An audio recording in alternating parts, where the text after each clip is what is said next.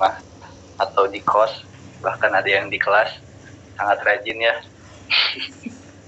Antara rajin atau tidak membaca grup sepertinya.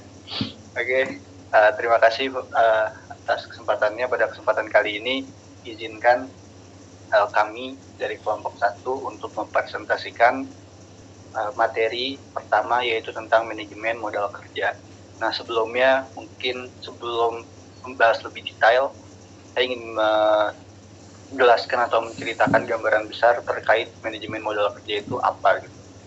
Dalam manajemen keuangan, di sana ada setidaknya 3 keputusan yang saya pelajari. Yang pertama itu keputusan investasi, yang bagaimana kita menginvestasikan uang yang kita miliki. Kemudian manajemen pendanaan, bagaimana kita mendapatkan pembiayaan atau pendanaan, baik dari luar ataupun mungkin dari keputusan-keputusan perusahaan. Dan terakhir adalah keputusan mengelola aset yang dimiliki. Nah, manajemen modal kerja ini ada dalam manajemen pengelolaan aset. Jadi kalau kita berbicara manajemen modal kerja, maka kita akan berbicara aset yang kita miliki. Aset yang seperti apa? Nah, pertemuan kemarin Bu Anissa sudah menjelaskan bahwa ada 2 aset ya kan, ada aset lancar dan aset tetap gitu. Nah, di dalam manajemen modal kerja ini yang kita akan bahas adalah aktiva lancar atau aset lancar. Nah, kategori aset lancar ini adalah aset yang mungkin secara kepemilikannya atau terpendamnya itu hanya dalam waktu kurang lebih 1 tahun. Nah, biasanya itu ada kas, terus ada piutang, ada persediaan, dan lain-lain yang kemarin sudah dibahas juga.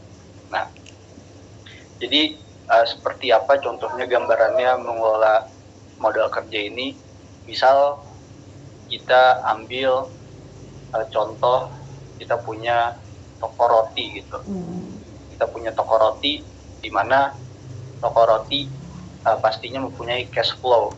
Mulai dari cash, dari modal kerja yang kita miliki, itu pertama menjadi persediaan bahan baku. Kita membeli terigu dan lain sebagainya.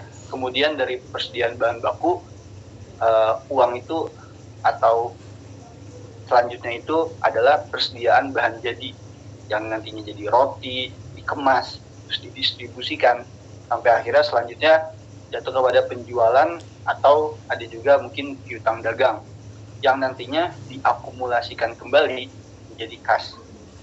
Nah, rentetan ini yang disebut dengan manajemen modal kerja. Jadi misalnya dari kas menuju persediaan bahan baku itu berapa lama? Misal buat pesan terigu dan lain sebagainya karena toko rotinya besar itu seminggu 7 hari. Kemudian pembuatan rotinya berapa? Misalnya 7 hari juga, berarti udah 14 hari. Kemudian ditambah lagi dikonversi menjadi pendapatan itu berapa hari? Misal 14 hari juga, berarti 28 hari.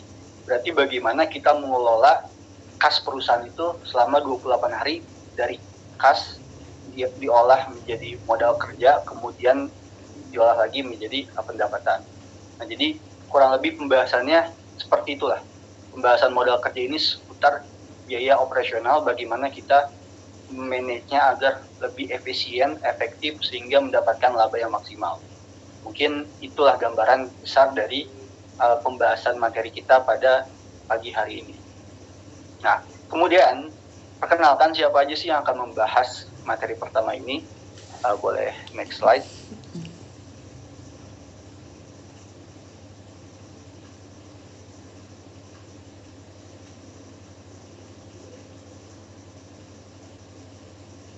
Nah, kelompok pertama ini terdiri dari pertama Ahdina Ulfa, kemudian Ameliani Sulastri, kemudian saya sendiri Arif Rahman, dan terakhir ada Diva Salsabila.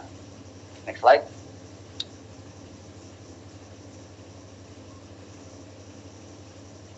Nah, pertama saya akan mencoba membahas tentang pengertian dari manajemen modal kerja. Nah, di sini ada 2 pendapat yang di-highlight. Yang pertama dari bahasa saya dari Brigham dan Joel gitu kan. Modal kerja merupakan investasi yang ditanamkan perusahaan pada aktiva jangka pendek, termasuk kas, sekuritas yang mudah dipasarkan, persediaan dan piutang usaha. Kemudian dari Gitman mendefinisikan modal kerja sebagai aset lancar atau sering disebut sebagai modal kerja yang mencerminkan posisi investasi yang berputar dari satu bentuk ke bentuk lainnya dalam operasi bisnis sehari-hari. Nah, tadi ada kata kuncinya, pertama jangka pendek, aktiva jangka pendek, yang kedua itu operasi bisnis sehari-hari. Nah, jadi kalau di modal kerja ini bukan berbicara tentang investasi jangka panjang, kita butuh modal sekian miliar, sekian triliun dan lain sebagainya untuk 1 tahun gitu. Bukan di situ ranah pembahasannya, tapi ranah pembahasannya itu seputar operasional sehari-hari, per bulan misalnya biaya gaji, biaya listrik, terus juga beli bahan baku, pengemasan, distribusi dan lain sebagainya. Pokoknya pembahasannya seputar itu. Next slide.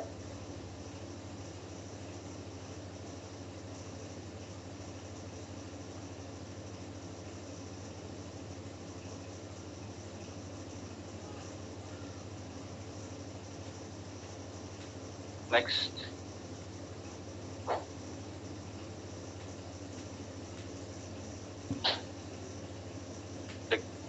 Cek.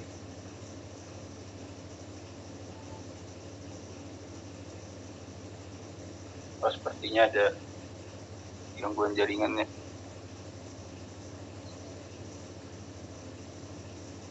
Diva, Amel bisa share screen nggak? Atau Bayu? Coba yuk.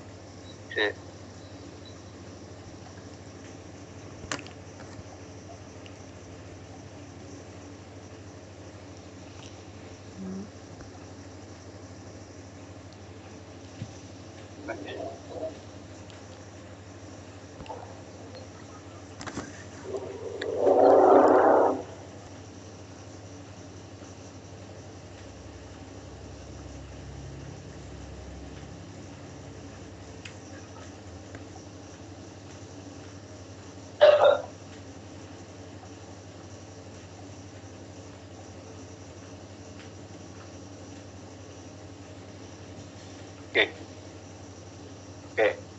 Ya. Nah, tadi kan sudah membahas tentang definisi cakupan materinya ya, atau tentang modal kerja itu seperti apa. Terus kemudian selanjutnya ada 3 prinsip dasar dalam mengonsep modal kerja itu. Yang pertama itu pendekatan kuantitatif. Nah, pendekatan kuantitatif ini biasa disebut dengan gross working capital gitu. Gross working capital, atau dibilang itu adalah modal kerja bruto, karena ini ibaratnya apa ya, belum bersih lah. Nah, pendekatan kuantitatif ini mengakumulasikan semua aktiva lancar, semua jumlah kas, piutang, persediaan, semua aktiva lancar itu diakumulasikan sehingga nanti ketemu berapa sih modal kerjanya. Nah, tapi karena itu belum dikurangi dengan kewajiban jangka pendek dan lain sebagainya, maka ini masih disebut bruto gitu. Jadi masih apa ya, penghitungan pendekatan kotor. Nah, kemudian ada pendekatan kualitatif. Nah, kalau pendekatan kualitatif ini mengedepankan kualitas modal kerja. Misal itu tuh selalu aktiva lancar, selalu dikaitkan dengan kewajiban lancar gitu. Jadi misalnya kita tadi kan kalau bruto kan akumulasi semua aktiva lancar, tapi itu nggak dikaitkan dengan kewajiban jangka pendek kita. Misalnya kita punya kas sekian, misalnya punya kas 10 juta, terus punya persediaan misalnya 10 juta, 20 juta, terus punya piutang misalnya 30 juta. Nah, itu kan masih bruto gitu. Kita punya modal kerja misalnya 30 juta. Nah, itu masih bruto. Tapi di sisi lain, kita memiliki kewajiban jangka pendek gitu. Misalnya, kewajiban jangka pendeknya ada utang yang harus dibayar misalnya 5 juta, terus kewajiban buat karyawan itu misalnya gaji misalnya 15 juta. Kan berarti kan kewajiban jangka pendek kita tuh kita punya 20 juta. Nah, perbedaannya kalau yang kuantitatif itu perhitungannya tadi 10 juta aja gitu karena kotor. Nah, kalau kualitatif mengedepankan kualitas modal kerja, maka perhitungannya adalah modal kerjanya itu adalah 10 juta. Nah, itu. Nah, kemudian pendekatan fungsional, kalau pendekatan fungsional ini lebih mengedepankan seluruh modal ditujukan untuk mendapatkan laba gitu. Jadi serah kalau misalnya mau pakai pendekatan kuantitatif atau pendekatan kualitatif, tapi modal kerja ini diperuntukkan untuk menghasilkan laba perusahaan. Fungsinya untuk menghasilkan laba perusahaan. Next slide. Jadi itulah tiga konsep modal kerjanya gitu.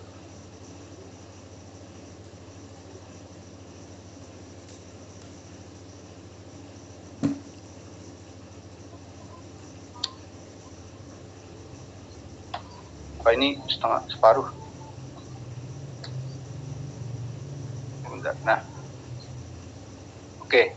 Selanjutnya ada jenis-jenis modal kerja. Jenis-jenis modal kerja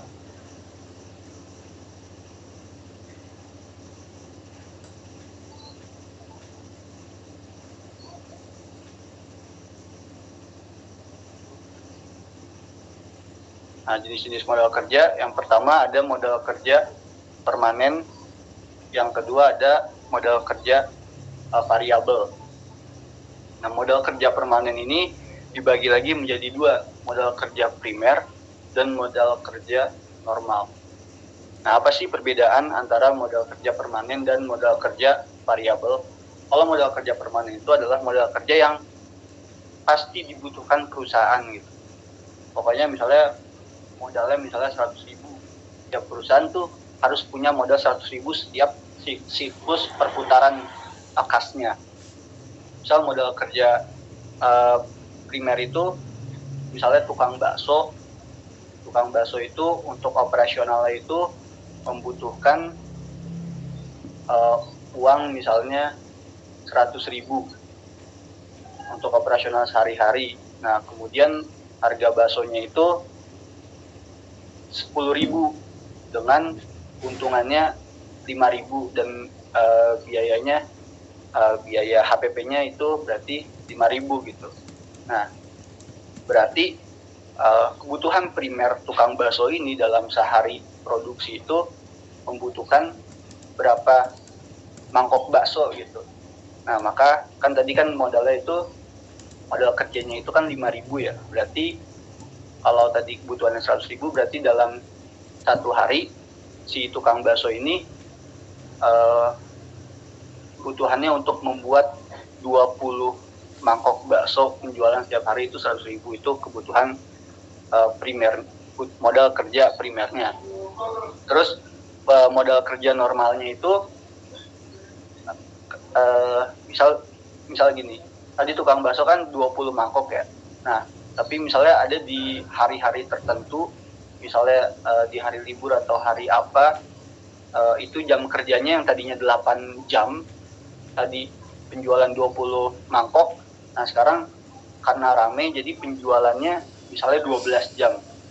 Nah, otomatis kan ada selisih 4 jam gitu. Nah, 4 jam ini butuh modal kerja tambahan. Nah, ini yang disebut dengan modal kerja normal. Perubahannya mungkin tidak banyak dan tidak signifikan. Misalnya kalau biasanya primernya itu 20 mangkok, ini bisa jadi 15 atau kalau lebih jadi 25 mangkok gitu, atau 30 mangkok. Jadi kurang lebih seperti itulah modal kerja permanen ini adalah modal kerja yang pasti dibutuhkan si usaha. Nah, kemudian ada modal kerja variabel atau variable working capital. Nah, modal kerja variabel ini adalah modal kerja, ada 3 modal kerja musiman, modal kerja siklus, dan modal kerja darurat. Modal kerja musiman ini biasanya jangka waktunya lebih pendek gitu. Misalnya kalau di awal bulan otomatis masyarakat lagi banyak uang, berarti kan kemungkinan mereka membeli itu kan lebih besar. Nah mungkin di awal bulan si tukang bakso ini menyediakan modal kerja yang lebih banyak dibandingkan minggu-minggu setelahnya. Nah kemudian ada modal kerja siklus. Nah kalau modal kerja siklus ini jangka waktunya lebih panjang gitu, misalnya dalam masa lebaran gitu kan, atau misalnya dalam masa-masa yang identik siklusnya itu lebih panjang lah dibandingkan yang musiman. Misalnya Ramadan gitu, penjualan kolak jadi banyak gitu satu bulan gitu. Nah terus kemudian ada modal kerja darurat. Misalnya modal kerja darurat ini ya misalnya ada hal-hal darurat, misalnya kebakaran atau apa, jadi butuh modal kerja darurat atau tambahan gitu. Jadi mungkin itu gambaran jenis-jenis modal kerja dan 3 prinsip dasar dari modal kerja yang bisa saya sampaikan. Selanjutnya mengenai penentuan besar kebutuhan modal kerja akan disampaikan oleh rekan saya Ameliani Sulastri. Padanya dipersilahkan. Baik, terima kasih Arif telah memberikan kesempatan. Sebentar, ini slide-nya hilang ya. Oke. Selanjutnya yaitu penentuan besarnya kebutuhan modal kerja. Besar kecilnya modal kerja ini tergantung dari 2 faktor ya. Yang pertama itu ada faktor perputaran atau periode terikatnya modal kerja, dan yang kedua ini adalah pengeluaran kas rata-rata di setiap harinya.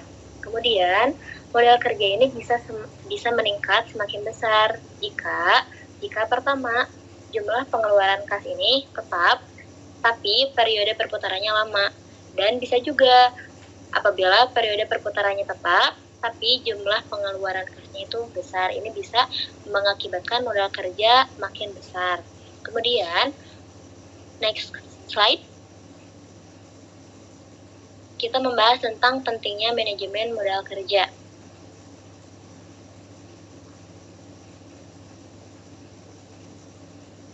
Ya. Nah, kenapa sih manajemen modal kerja itu penting? Dilihat dari pengertiannya, manajemen modal kerja tersebut merupakan pengaturan total dan jumlah masing-masing komponen modal kerja dan pembelanjaan yang dibutuhkan untuk mendukung aktiva lancar dalam perusahaan. Gitu. Beberapa alasan kenapa sih manajemen modal kerja itu penting, ternyata dilihat dari banyaknya alasan yang diungkapkan oleh setiap perusahaan. Karena adanya sebagian waktu manajer keuangan banyak digunakan untuk menyelesaikan masalah modal kerja. Misalnya, agar perusahaan beroperasi lebih efisien atau persediaan perlu dikelola secara hati-hati. Kemudian, ada juga karena keputusan modal kerja dapat berpengaruh secara berarti terhadap resiko, return, dan juga harga saham.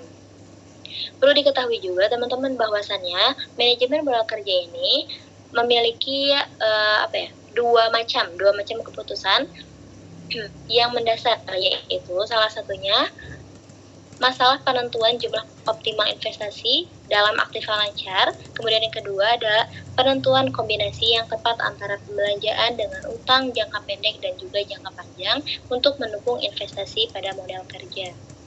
Nah, dilihat juga di sini ada dua masalah kunci dalam penentuan tingkat aktiva lancar yang optimal. Nah, yang pertama itu masalah likuiditas, dan yang kedua itu adalah masalah dari trade-off antara profitabilitas dan juga resiko. Next slide.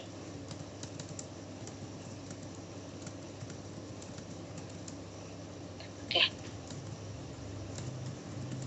Pertimbangan yang perlu dilakukan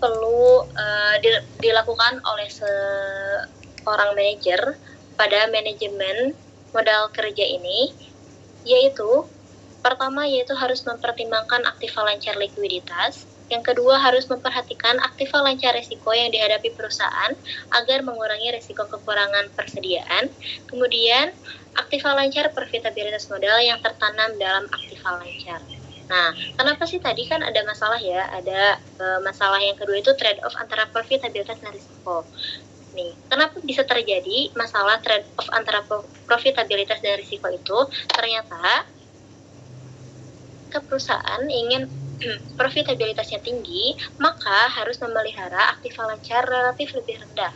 Akibatnya, resiko tinggi terhadap kekurangan persediaan atau kehilangan kesempatan penjualan dan juga sebaliknya.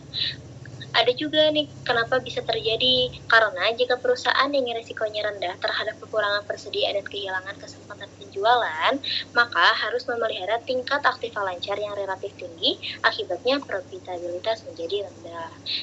Kemudian pada tingkat output tertentu nih, ada 3 alternatif kebijakan tingkat aktiva lancar. Ada 3 alternatif atau 3 solusi. Yang pertama itu ada kebijakan yang pertama tentang jumlah atau tingkat aktiva lancar relatif lebih besar, yang merupakan pendekatan konservatif. Nah, kemudian ada kebijakan kedua, yang mana jumlah atau tingkat aktiva lancar relatif sedang, yang merupakan pendekatan yang bersifat moderat atau pendekatan tidak konservatif dan tidak agresif.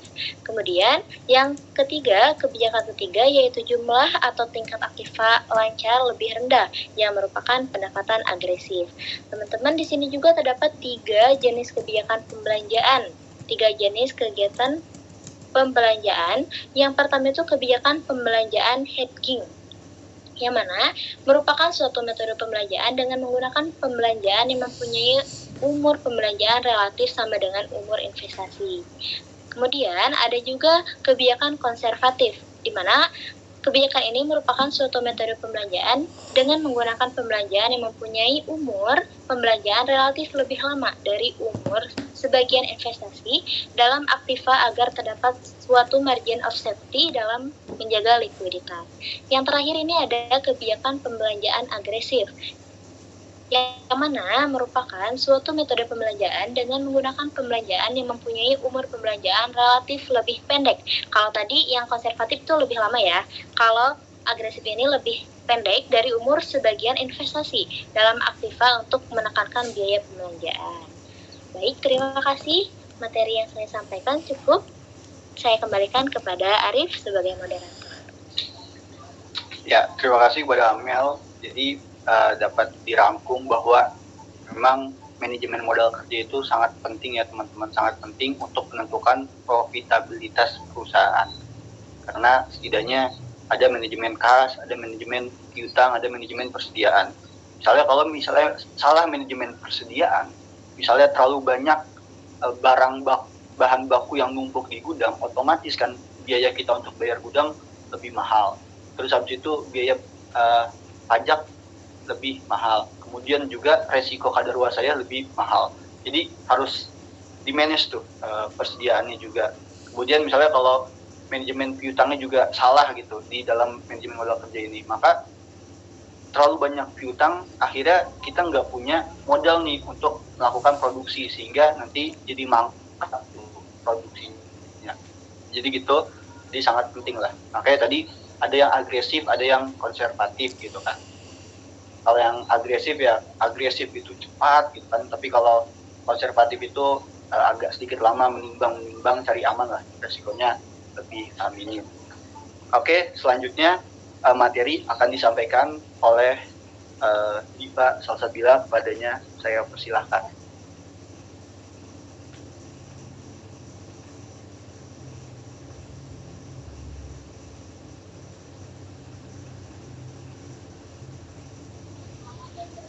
Div.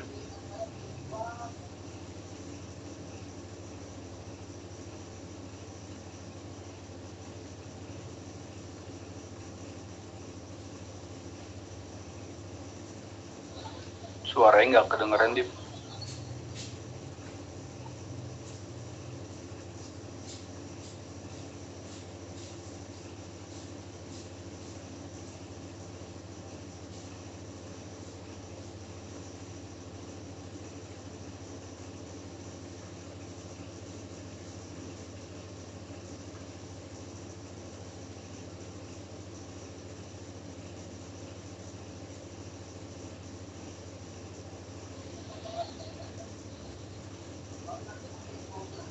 Sepertinya ada error. Diva sudah ngomong tapi nggak ada suara.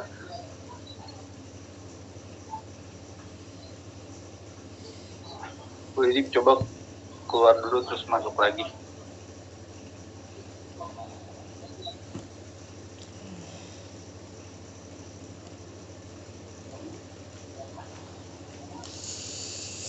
Ya sambil menunggu Diva. Mungkin dalam manajemen modal kerja ini setidaknya ada 2 pertanyaan yang wajar gitu. Yang pertama, berapa modal kerja yang dibutuhkan untuk kita memproduksi atau mengoperasionalkan perusahaan kita. Yang kedua, pertanyaannya bagaimana kita memperoleh modal kerja tersebut gitu. Nah, makanya misalnya kalau di perusahaan-perusahaan retail gitu kayak Indomie dan lain sebagainya dijual di Transmart, kan piutangnya besar. Kadang piutangnya besar. Jadi misal Indofood gitu, Indofood memasok sekian ribu kardus di Transmart gitu. Nah otomatis kan Transmart ini nggak bisa langsung bayar si Indofood gitu. Nah makanya si Transmart ini berarti berhutang ke Indofood dan Indofood punya piutang gitu, punya piutang.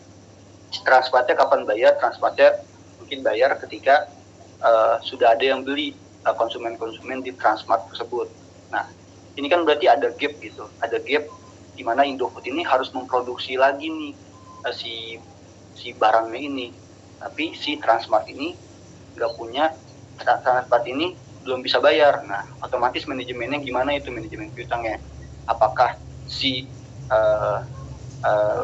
Indofood ini harus meminjam terlebih dahulu modal kerja di bank, atau dia menerbitkan surat berharga perusahaan, atau mereka masih punya nih kas-kas yang lama sehingga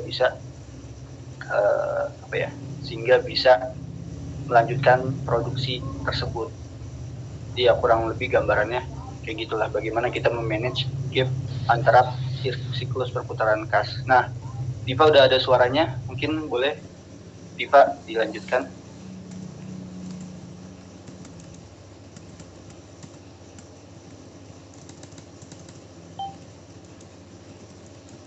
Boleh Diva open mic, tadi udah ada keresak-keresaknya.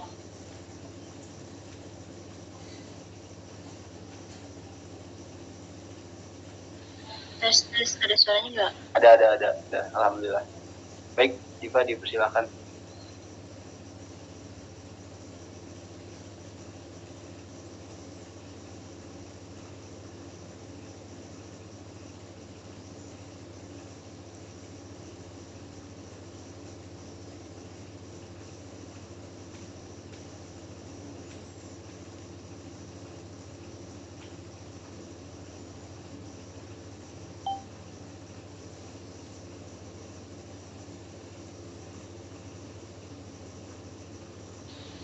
Oke, udah ada suaranya kan?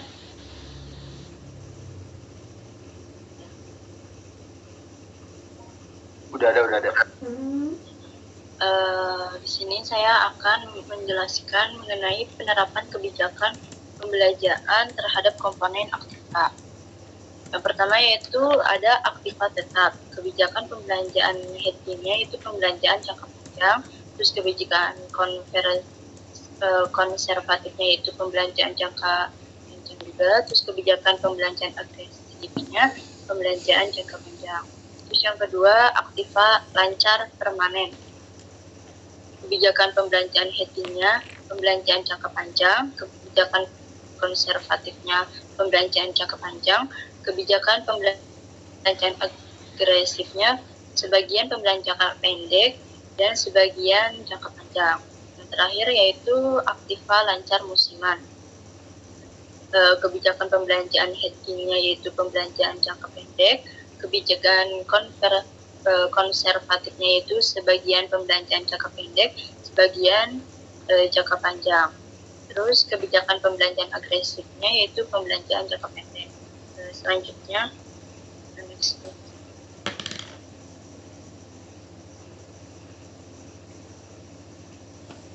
Sebab-sebab perubahan modal kerja. Yang pertama yaitu kenaikan modal dari sumber-sumber laba dan investasi. Yang kedua, pengurangan aktiva tetap dan bertambahnya aktiva lancar. Yang ketiga, penambahan hutang jangka panjang. Yang keempat, kerugian perusahaan. Yang kelima, pemisahan dana untuk tujuan tertentu. Yang keenam, pembelian aset tetap. Dan yang ketujuh, pengambilan dana atau barang oleh pemilik untuk kepentingan pribadi. Yang selanjutnya, next slide.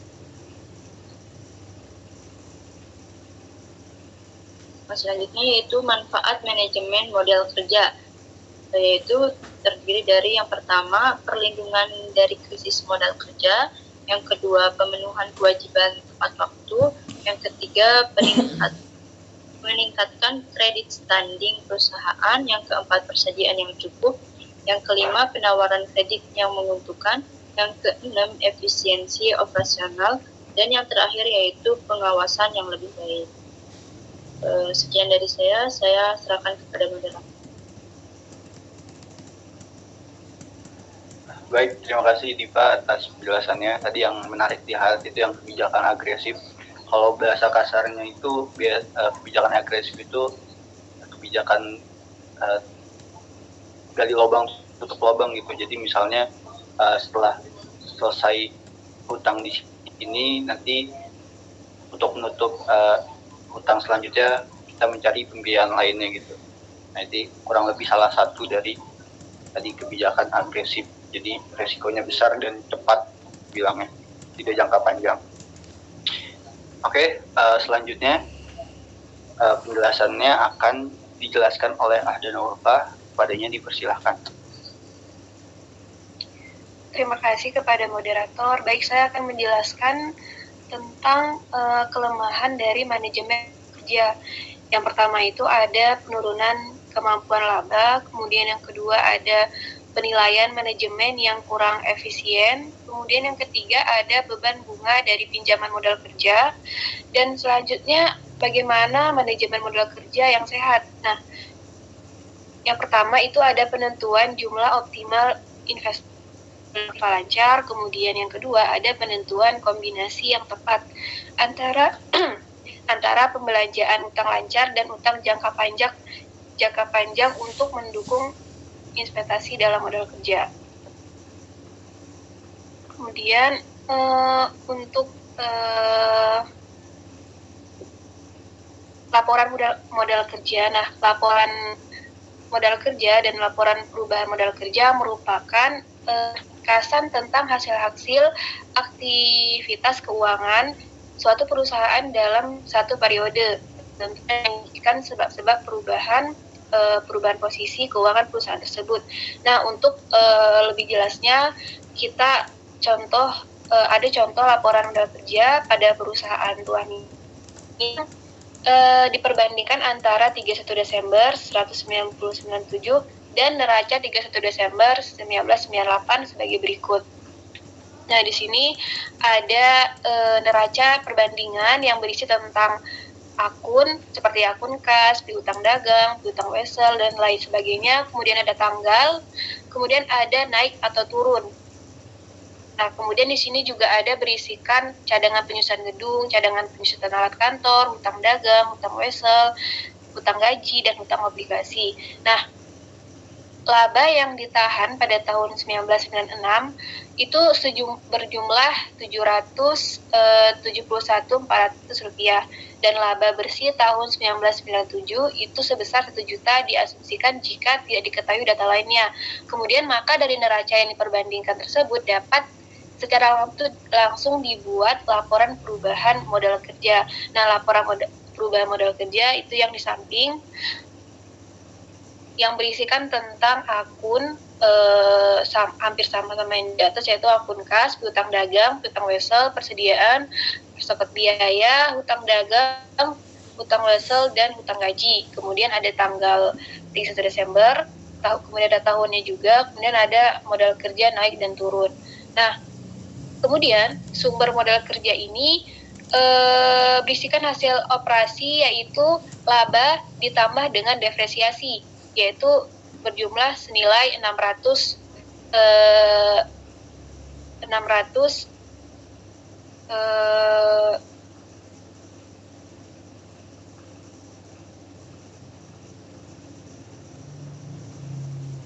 senilai 650-400 rupiah. Kemudian yang kedua ada penjualan saham senilai 600.000 dan dijumlahkan menjadi 1.205.400 rupiah.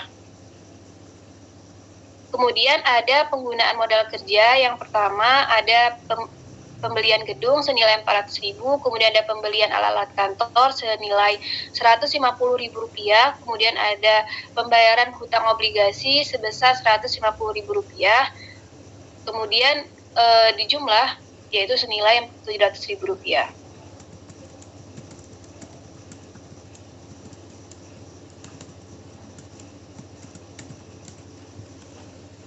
Kemudian jadi kenaikan modal dari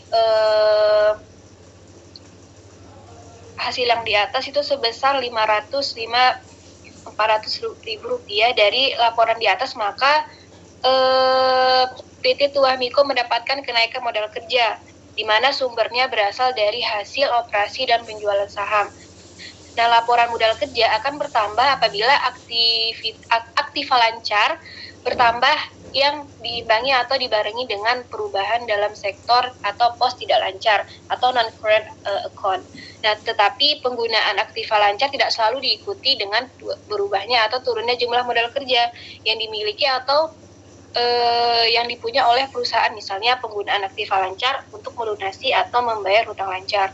Nah, kemudian manajemen modal kerja yang sehat juga memperhatikan dua masalah keputusan yang mendasar pada perusahaan. Yang pertama itu adalah penentuan jumlah optimal ekspektasi dalam aktiva lancar, kemudian ada penentuan kombinasi yang tepat antara pembelanjaan utang lancar dan utang jangka panjang untuk mendukung ekspektasi dalam modal kerja. Mungkin sekian yang dapat saya jelaskan, selanjutnya saya kembalikan kepada moderator. Baik, terima kasih kepada Dina Ulfa, sekaligus terima kasih kepada rekan-rekan sekelompok yang sudah menyampaikan materi demi materi. Semoga teman-teman bisa memahami, atau mungkin tidak terlalu paham, tidak apa-apa, biar kita semangat mencari tahu lebih banyak. Mungkin ada kata terakhir, salah satu kata mutiara dari Arab, ada khairul umuri awsatuha, sebaik-baiknya perkara itu adalah pertengahan. Nah, mungkin inilah salah satu bentuk dari manajemen modal kerja. Jadi bagaimana kita mengelola agar aset yang kita miliki tidak terlalu banyak dan juga tidak terlalu sedikit, kaset tidak terlalu banyak atau kaset tidak terlalu sedikit gitu. Karena kedua-dua yang berlebihan ini akan membuat masalah bagi perusahaan kita. Makanya di manajemen modal kerja ini kita mengelola aset agar aset itu bisa optimal dan bisa menghasilkan laba semaksimal mungkin. Begitu. Mungkin selanjutnya kita buka sesi tanya jawab. Belum diberikan kepada Bu Anissa selaku dosen pengampu. Mungkin kita tampung dulu 3 penanya ya yang sudah angkat tangan. Ada penyihir bayangan. Penyihir bayangan, silahkan penyihir bayangan. Ya, izin bertanya saya, Ahmad Bayu Samudra, tentang ini kan manajemen modal kerja ini kan terkait dengan pengelolaan arus kas dan likuiditas kan. Nah, dan arus kas ini kan itu berkaitan juga dengan kayak penjualan, terus pengeluaran gitu. Dan penjualan ini kan setiap mungkin bulannya atau tahunnya atau dalam keadaan tertentu dapat terjadi suatu peningkatan dan penurunan kan. Apalagi kalau misalkan ada sesuatu yang tidak menguntungkan dan terjadi penurunan pada perusahaan tuh berbulan-bulan, sehingga modal kerja ini, siklus modal kerja ini tidak dapat teratasi dengan baik. Nah, kalau udah gitu tuh gimana sih cara kita untuk memanage modal kerja agar suatu perusahaan itu dapat bertahan gitu. Itu saja, Rif. Terima kasih. Mohon maaf, penyiar bayangan boleh diulang garis besarnya? Tadi agak panjang gitu. Jadi pertanyaannya apa? Oh iya, maaf. Jadi bagaimana agar suatu perusahaan dapat bertahan saat kondisi penjualan itu tidak membaik gitu, tidak sedang baik. Itu saja. Jadi siklus kasnya nggak itu lagi ya, nggak baik lagi ya? Iya. Karena nggak ada penjualannya. Iya, kayak gitu. Terlalu banyak numpuk aset persediaannya gitu ya? Iya, kayak gitu. Oke, terima kasih penyiar bayangan atau atas nama Ahmad Bayu Samudra. Wah, ini banyak sekali yang angkat tangan ini. Ini angkat tangan ingin bertanya apa pegel ini angkat tangan. Ya, selanjutnya tadi sudah ada yang booking dulu ini, Afrina Lestari. Silakan.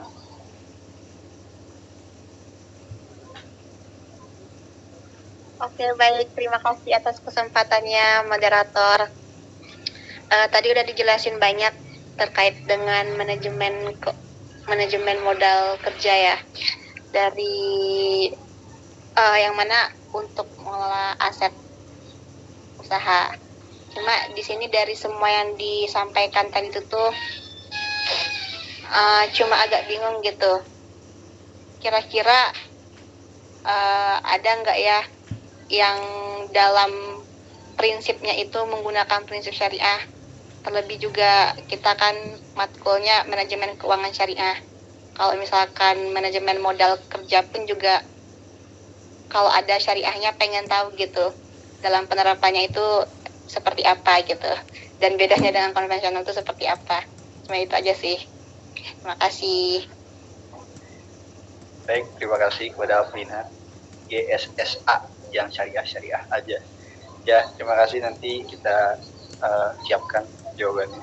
Jadi pertanyaannya mengenai ada gak manajemen modal kerja syariah gitu, dan bagaimana penerapan dan bagaimana bedanya gitu. Oke, terima kasih.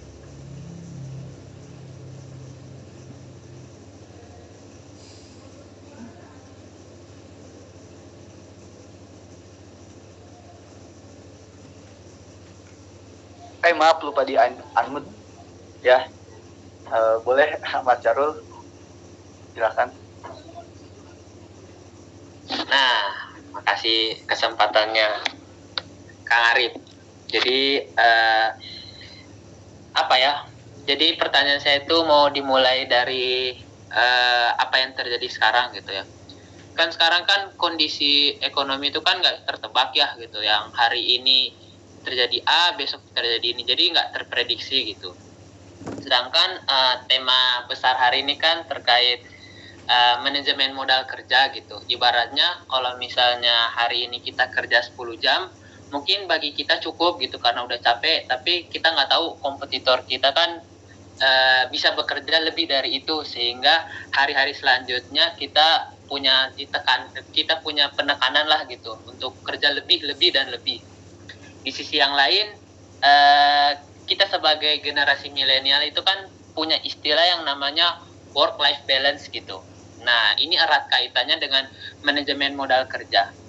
Dari teman-teman sendiri nih ya, terkait manajemen modal kerja dan work-life balance, itu tuh, atau istilah work-life balance itu istilah yang hanya angan-angan generasi milenial aja, atau memang ada implementasi atau teori itu sendiri gitu dari manajemen modal kerja gitu, biar outputnya bisa work-life balance gitu aja nih. Gimana? Baik ya, lumayan complicated ya. Oke, terima kasih kepada Ahmad Syahrul. Ini banyak yang ingin bertanya ya. Cuman kita satu lagi lah ya, bonus lah. Nanti kalau misalnya masih ada waktu mungkin boleh. Tadi cowok 2, sekarang cewek 2, yang paling atas ada Ainur Endah, silakan. Baik, terima kasih. Apakah suara saya terdengar jelas? Ya, terdengar sangat jelas. Oke, di sini saya ingin bertanya, tapi studi kasus gitu. Misalnya jika ada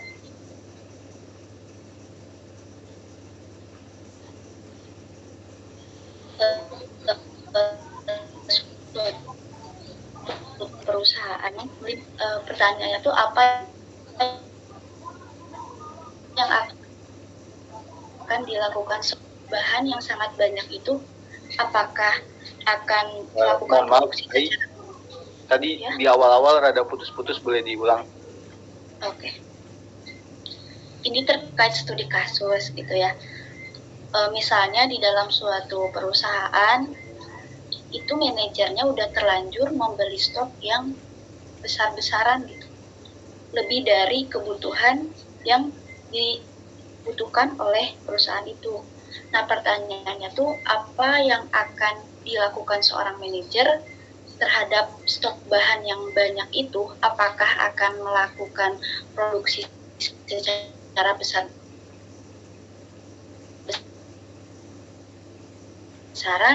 atau akan gudang lebih gitu? Ataupun misalnya ada bahan baku yang jangka pendek itu dibiarkan aja secara disimpan di gudang itu hingga mubazir gitu. Apa yang akan dilakukan seorang manajer tersebut gitu jika sudah terlanjur banyak stok yang ada di gudang tersebut? Berarti ini tentang persediaan bahan baku apa persediaan bahan jadi? Persediaan bahan baku. Oke, baik. Terima kasih Ai atas pertanyaannya. Bagaimana studi kasusnya bila suatu perusahaan itu mengalami kelebihan persediaan bahan baku, apa yang harus dilakukan oleh manajernya? Oke, terima kasih. Mohon maaf ya, pertanyaannya 4 dulu ditampung, nanti dijawab. Barangkali apa teman-teman ada jawaban gitu. Ada yang penyihir bayangan, tidak pegel angkat tangan penyihir bayangan. Oh, ya. Ya.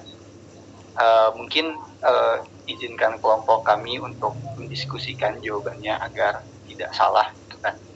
Dan mungkin kalau teman-teman juga ingin mencari jawabannya, dipersilahkan agar diskusi kita berjalan lebih baik dan masif gitu. Tapi selanjutnya mungkin ada sedikit, mungkin kalau ada evaluasi atau ada tambahan akan disampaikan oleh Bu Anissa selaku dosen pengampu mata kuliah MKS ini. Mungkin kepada Ibu Anissa saya persilahkan. Ya, terima kasih kelompok 1 yang sudah tadi memaparkan materi tentang manajemen modal kerja ya. Saya rasa tadi sudah cukup banyak, lengkap, dan sudah ada contoh-contohnya ya. Jadi tadi pada intinya bahwa ketika kita berbicara tentang manajemen modal kerja ya, seperti tadi disampaikan oleh kelompok 1, secara tidak langsung kita juga sebenarnya sedang memaparkan atau menjelaskan, membicarakan tentang aset lancar ya tadi.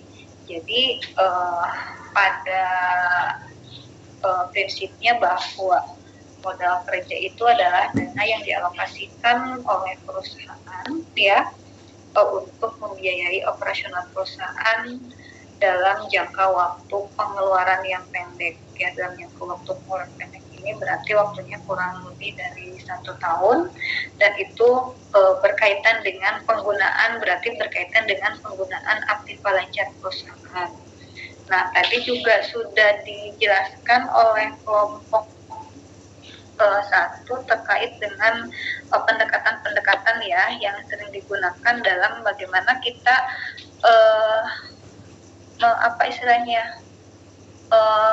mendefinisikan modal kerja, baik itu secara kuantitatif, secara kualitatif, ataupun tadi secara fungsional ya. Nah, perlu saya pertegas kembali bahwa nanti ketika kita berbicara modal kerja, sebenarnya ini ada kaitannya dengan hutang lancar juga. Jadi bukan hanya aktiva lancar, tetapi juga kita berbicara tentang hutang lancarnya. Karena seperti kita tahu ya bahwa ketika kita melihat posisi keuangan suatu perusahaan ya, kita tidak hanya bisa melihat dari sisi asetnya saja ya, tapi juga harus melihat bagaimana kondisi perusahaan dari sisi hutangnya, baik itu hutang lancar maupun hutang jangka panjang, dan begitu juga dengan posisi modal perusahaan. Nah, ini tadi berkaitan dengan manajemen modal kerja dari suatu perusahaan. Nah, tadi kalau Arif pertanyaannya bagaimana atau berapa banyak sih modal kerja yang diperlukan oleh suatu perusahaan ya? Terus bagaimana tadi itu apa ya tadi Arif teh? Bagaimana pengelolaan modal kerja apa ya Arif ya tadi? Bagaimana memperoleh pembiayaannya untuk modal kerja tersebut? Nah, bagaimana memperoleh pembiayaan untuk mengelola atau memanage modal kerja itu? Nah, mungkin perlu saya tambahkan nih pertanyaannya, kenapa sih dalam perusahaan itu diperlukan manajemen modal kerja? Apa yang terjadi kalau misalnya perusahaan tidak melakukan pengelolaan terhadap modal kerja? Nah, berarti kan ketika perusahaan tidak melakukan pengelolaan modal kerja, berarti perusahaan tidak memiliki rencana dari mana sumber modal kerjanya, dalam ini aktiva lancar perusahaan, kemudian bagaimana nanti untuk mengalokasikan atau menggunakan aktiva lancar yang dimiliki itu dalam operasional perusahaan. Nah, karena pada prinsipnya modal kerja itu nanti akan digunakan untuk membiayai aktivitas operasional perusahaan sehari-hari ya. Nah, makanya itu berkaitan dengan aktiva lancar ya. Kalau aktiva tetap kan bukan digunakan untuk operasional sehari-hari, tapi umumnya digunakan untuk apa kalau aktiva lancar? Aktiva tetap, Bu. Aktiva tetap digunakan untuk apa? Untuk belian jangka panjang aset gitu, Bu. Ya, kalau aktiva tetap biasanya digunakan untuk investasi ya. Misalnya beli tanah, beli bangunan, beli mesin-mesin. Nah, itu aktiva tetap. Jadi kalau aktiva lancar ini digunakan untuk aktivitas operasional perusahaan sehari-hari. Kebayang kalau misalnya perusahaan tidak memanage aktiva lancar untuk operasionalnya, dia nggak tahu, perusahaan tidak akan tahu sumbernya dari mana. Nah, kalau hal itu terjadi, itu kan bisa menyebabkan terhambatnya proses operasional perusahaan. Kalau terhambat, itu akan berdampak kepada, katakanlah misalnya kalau perusahaan manufaktur, proses produksinya akan terhambat. Kalau proses produksi terhambat, maka otomatis jumlah barang yang terjual juga akan tidak maksimal ya, tidak optimal. Kalau tidak optimal barang yang dijualnya, maka perolehan pendapat pun akan terganggu, misalnya akan berkurang, bahkan bisa saja nanti akan menyebabkan perusahaan mengalami pengurangan laba atau bahkan sampai mengalami kerugian. Oleh karena itu, kenapa manajemen modal kerja ini perlu dirancang dengan sebaik-baiknya oleh perusahaan. Nah, kemudian dalam manajemen modal kerja juga tadi ketika kita bicara aset lancar dan hutang lancar, maka sebenarnya modal kerja juga ada dua ya. Tadi udah disampaikan belum, ada modal kerja kotor atau gross working capital, dan ada juga modal kerja bersih atau net working capital. Kalau yang modal kerja kotor itu apa? Bagaimana?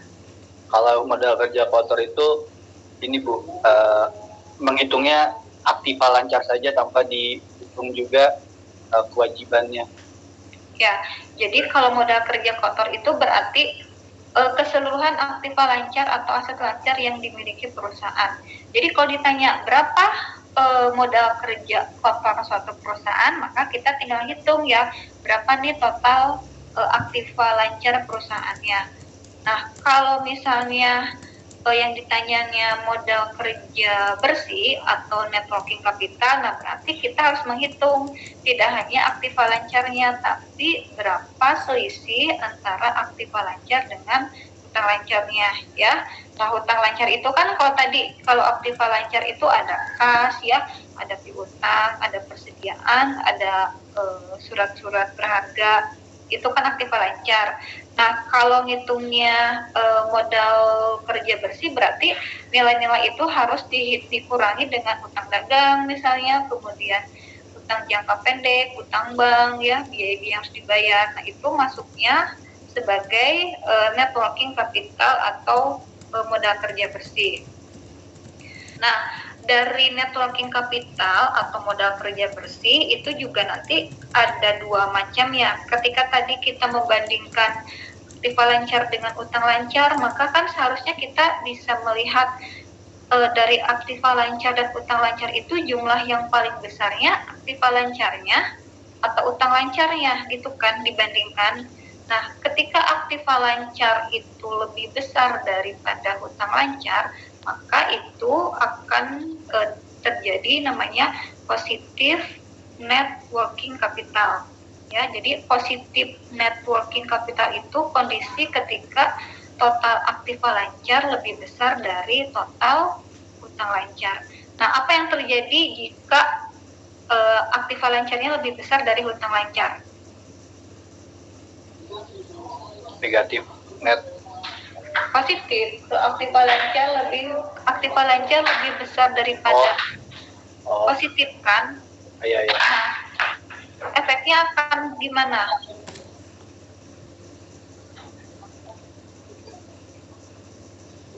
Surplus Bu, bisa investasi atau gimana? Nah, karena kita bicaranya aktiva lancar tadi ya, kalau aktiva lancar itu kan berarti biasanya digunakan untuk operasional perusahaan. Nah, kelebihannya karena harta lancarnya itu lebih banyak nih daripada hutangnya, maka kecenderungan perusahaan untuk membayar atau menutupi hutang lancarnya itu akan semakin baik ya, karena dia punya kemampuan untuk bayar karena hutang lancarnya lebih besar daripada hutangnya. Jadi dengan begitu maka perusahaan akan memiliki tingkat likuiditas yang baik ya. Nah, tapi di sisi lain karena aktiva lancarnya lebih banyak daripada hutang lancar, maka itu akan menyebabkan keuntungan perusahaan yang lebih rendah atau low return. Kenapa? Karena dananya itu lebih banyak tertanam di aktiva lancarnya. Sedangkan aktiva lancar itu kan tadi untuk operasional sehari-hari. Ya, nah untuk investasi segala macamnya nggak ada. Sedangkan investasi itu sumbernya adalah dari aktiva tetap, gitu ya. Jadi kalau positif net working capital yang kelebihannya perusahaan punya likuiditas yang bagus karena punya kemampuan untuk membayar utang jangka pendek yang baik, tapi di sisi lain keuntungan yang diperoleh perusahaan akan lebih rendah karena dananya itu banyak tersimpan di aktiva lancar daripada aktiva tetap ya.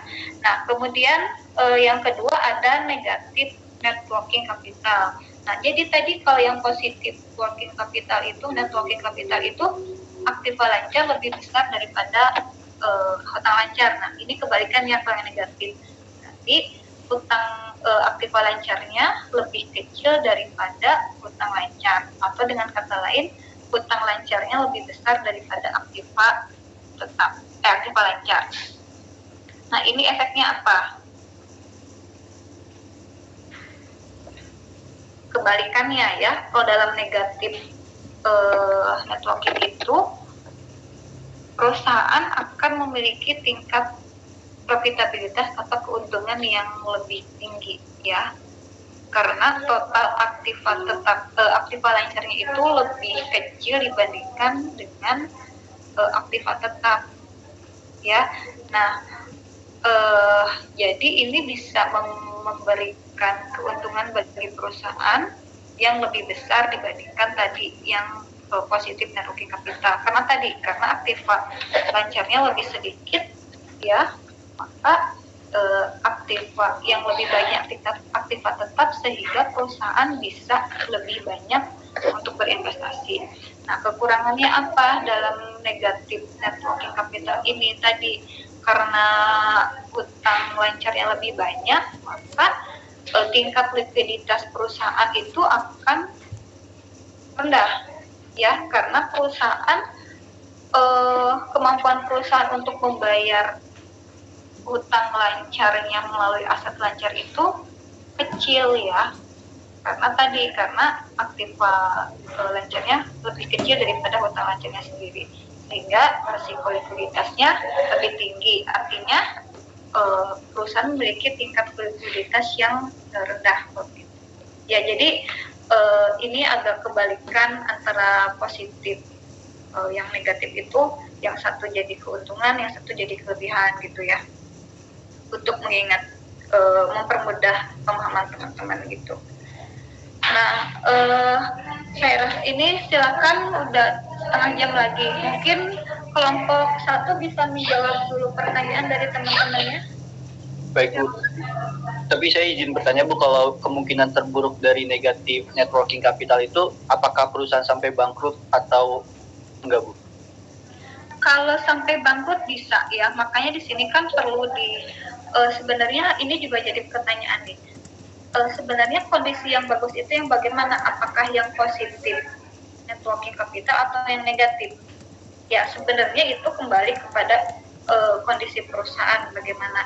Asalkan tadi dikelola, ketika perusahaan misalnya dia tidak mampu membayar hutang jangka pendeknya, misalnya ya, karena aset lancarnya sedikit, maka itu bisa menyebabkan bangkrut sih, bisa saja, tapi itu kan harus ada beberapa proses ya.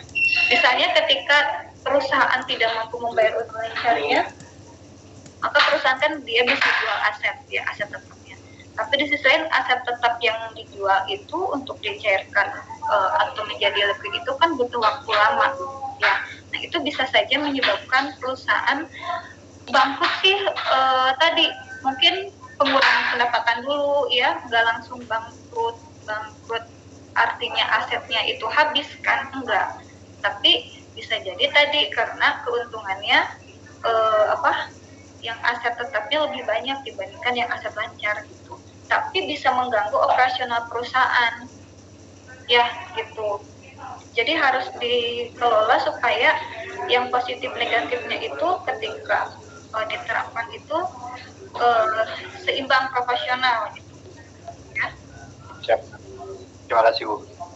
Baik. Kan dijawab pertanyaannya ya. Ya, baik. Saya lanjutkan untuk memoderatori sesi tanya jawab.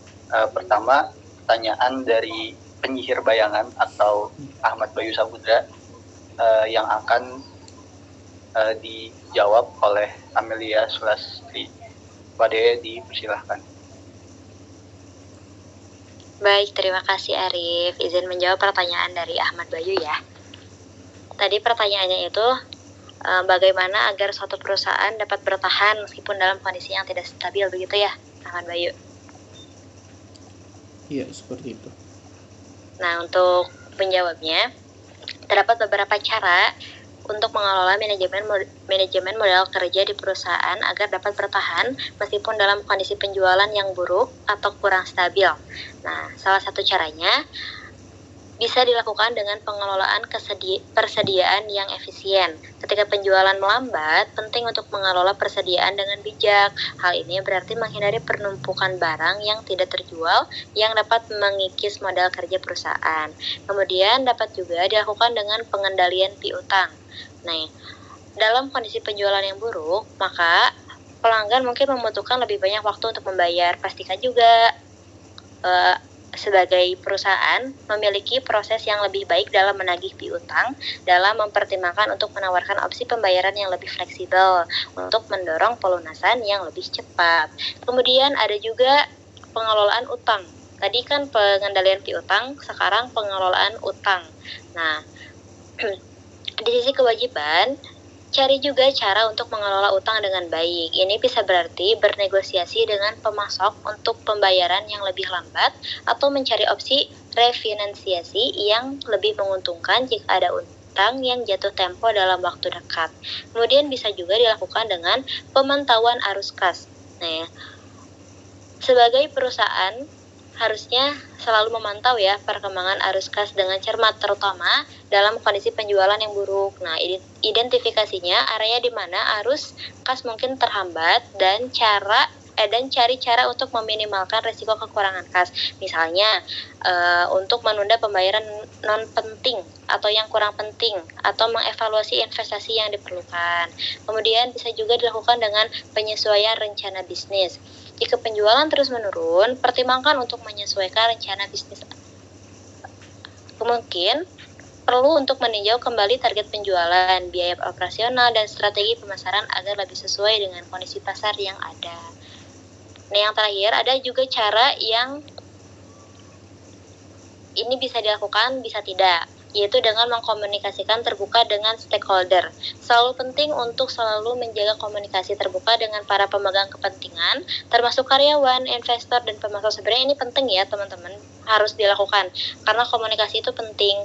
Berbagi informasi tentang kondisi bisnis yang sedang dihadapi dan memberikan jaminan bahwa perusahaan sedang mengalami langkah-langkah untuk mengelola situasi dengan baik, dapat membantu mempertahankan kepercayaan dan dukungan dari mereka, dari para investor, dari para pemasok, karyawan gitu.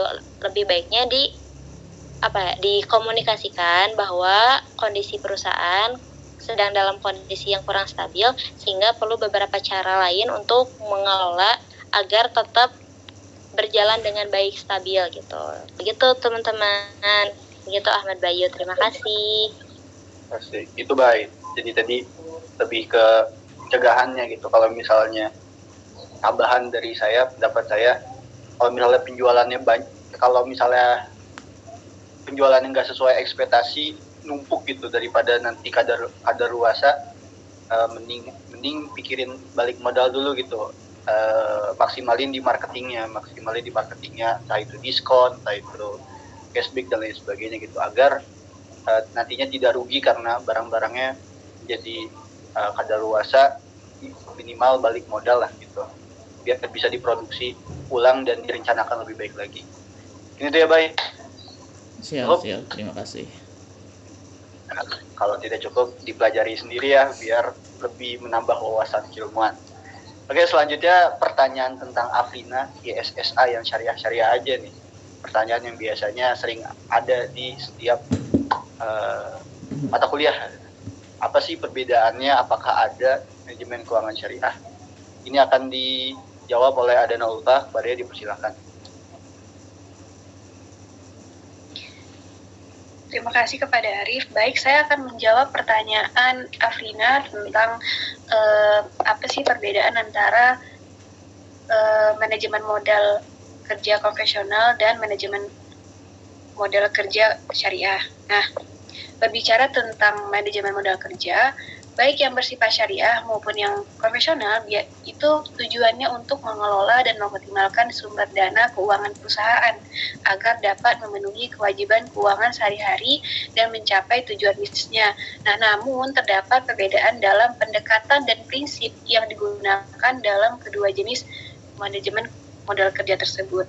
Nah, yang pertama itu ada aspek prinsip dasar. Manajemen modal kerja konvensional biasanya menggunakan prinsip-prinsip konvensional dalam mengelola aset dan kewajiban perusahaan tanpa mempertimbangkan prinsip syariah. Sedangkan manajemen modal kerja syariah berdasarkan prinsip-prinsip syariah Islam yang melarang riba atau bunga, spekulasi, dan kegiatan bisnis yang tidak sesuai dengan nilai-nilai Islam. Kemudian yang kedua ada aspek instrumen keuangan. Manajemen modal kerja konvensional biasanya menggunakan instrumen keuangan konvensional seperti pinjaman dengan bunga, overdraft, dan sebagainya. Kemudian untuk manajemen modal kerja syariah itu menghindari instrumen keuangan yang melanggar prinsip syariah seperti riba. Sebagai gantinya, bisa menggunakan akad-akad syariah seperti mudarobah, murabahah, dan musyarakah. Kemudian yang ketiga ada aspek investasi. Manajemen modal kerja konvensional lebih fokus pada keuntungan finansial dan faktor-faktor ekonomi konvensional dalam mengevaluasi investasi. Sedangkan manajemen modal kerja syariah selain mempertimbangkan aspek keuangan juga memperhatikan kepatuhan terhadap prinsip-prinsip syariah seperti hukum halal dan haram, keadilan, dan tanggung jawab sosial. Kemudian yang terakhir ada aspek tujuan utama. Manajemen modal kerja konvensional itu fokus utamanya adalah mencapai keuntungan finansial yang maksimal bagi perusahaan dan pemegang saham. Sedangkan manajemen modal kerja syariah selain mencapai keuntungan finansial juga menekankan pentingnya mencapai keberkahan dalam bisnis dengan menjaga kepatuhan terhadap prinsip-prinsip syariah. Jadi meskipun tujuan akhir dari kedua jenis manajemen modal kerja adalah sama, yaitu memastikan keseimbangan yang tepat antara aset dan kewajiban perusahaan, pendekatan dan prinsip yang digunakan dalam kedua jenis manajemen tersebut berbeda berdasarkan nilai-nilai dan kepercayaan yang mendasarinya. Nah, untuk lebih jelasnya ada contoh perbedaan antara manajemen modal kerja konvensional dan manajemen modal kerja syariah. Untuk manajemen modal kerja konvensional, jadi perusahaan itu memutuskan untuk mendapatkan dana tambahan dengan cara mengajukan pinjaman bank dengan bunga untuk memperluas operasinya. Dengan mendapatkan pinjaman ini, perusahaan konvensional dapat meningkatkan modal kerjanya dengan cepat meskipun harus membayar bunga kepada bank sesuai dengan persyaratan pinjaman. Sedangkan dalam manajemen modal kerja syariah tidak dapat menggunakan pinjaman dengan bunga gitu. Nah, untuk contoh di atas terlihat perbedaan dalam instrumen keuangan yang digunakan dan pendekatan dalam memperoleh dana tambahan antara manajemen modal kerja modal kerja konvensional dan manajemen modal kerja syariah. Meskipun tujuannya sama, untuk memperoleh dana tambahan untuk mengolah modal kerja, cara-cara yang digunakan berbeda sesuai dengan prinsip-prinsip dan nilai-nilai yang dianut oleh masing-masing jenis modal kerja.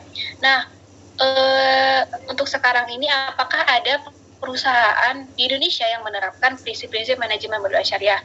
Tentunya banyak, mungkin ada beberapa perusahaan yang akan saya sampaikan yang menggunakan manajemen modal kerja syariah. Yang pertama itu ada Bank Syariah Mandiri BSM. Sebagai salah satu bank syariah terbesar di Indonesia, BSM merupakan menerapkan prinsip-prinsip syariah dalam semua aspek operasionalnya, menggunakan akad-akad syariah seperti murabahah, mudarobah, dan musyarakah dalam memperoleh dana dan mengelola modal kerjanya. Kemudian yang kedua ada Bank Muamalah Indonesia. Bank Muamalah Indonesia adalah bank syariah yang menggunakan prinsip-prinsip syariah dan manajemen dalam manajemen modal kerjanya. Mereka menggunakan akad-akad syariah dan mendapatkan dana tambahan seperti murabahah dan mudarobah. Kemudian juga ada perusahaan asuransi takaful, dan yang keempat ada PT Telkom Indonesia Syariah.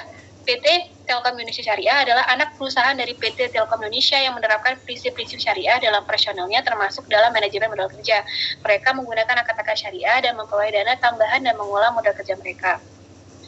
Nah, mungkin sekian yang dapat saya jawab untuk pertanyaan Afrina, dan selanjutnya saya serahkan kepada Arif.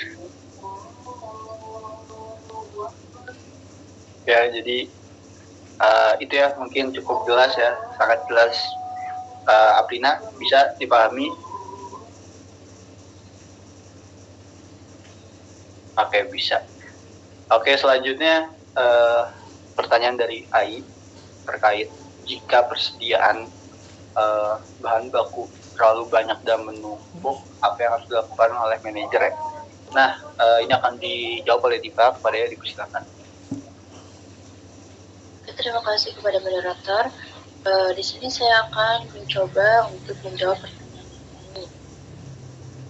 Mari kita asumsikan bahwa manajer telah membeli stok lebih banyak dari yang seharusnya, yang menyebabkan penumpukan persediaan bahan baku. Dalam situasi seperti ini, seorang manajer memiliki beberapa opsi untuk mengelola stok yang berlebihan. Yang pertama yaitu melakukan evaluasi permintaan. Manajer dapat melakukan evaluasi ulang terhadap proyeksi permintaan untuk produk-produk yang menggunakan bahan baku tersebut. Jika permintaan tidak sesuai dengan perkiraan atau tren penjualan menurun, manajer perlu menyesuaikan produksi untuk menghindari akumulasi stok yang lebih besar. Yang kedua yaitu optimalkan produksi. Manajer dapat berkoordinasi dengan tim produksi untuk mengoptimalkan jadwal produksi. Ini mungkin termasuk penyesuaian volume produksi untuk mengurangi kelebihan stok atau mengubah strategi produksi untuk mempercepat laju produksi dan menghabiskan stok yang ada. Ketiga yaitu melakukan diskon atau promosi. Jika memungkinkan, manajer dapat mempertimbangkan untuk menjual stok yang berlebihan dengan cara diskon atau melalui promosi khusus.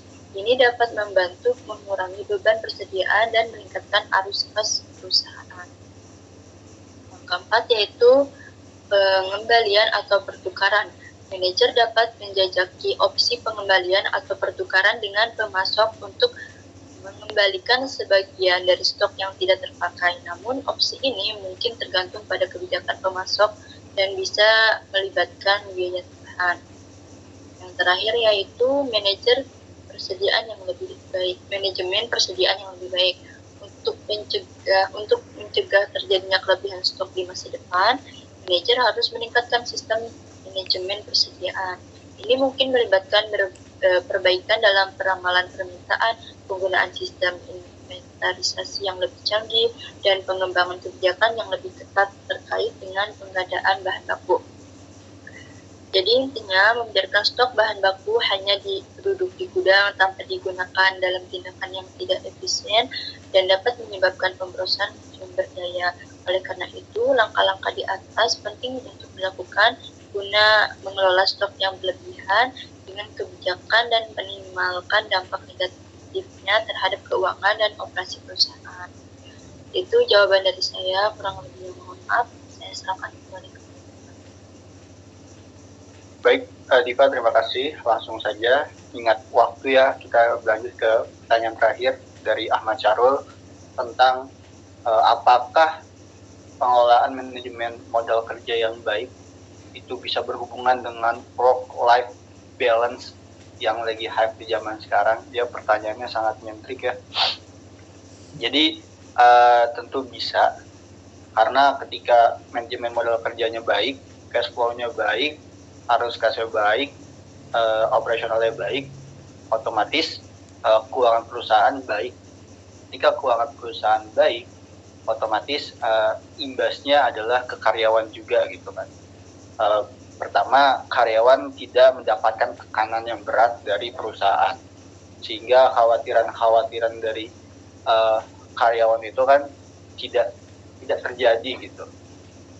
Nah, jadi sehingga mental karyawan juga baik gitu.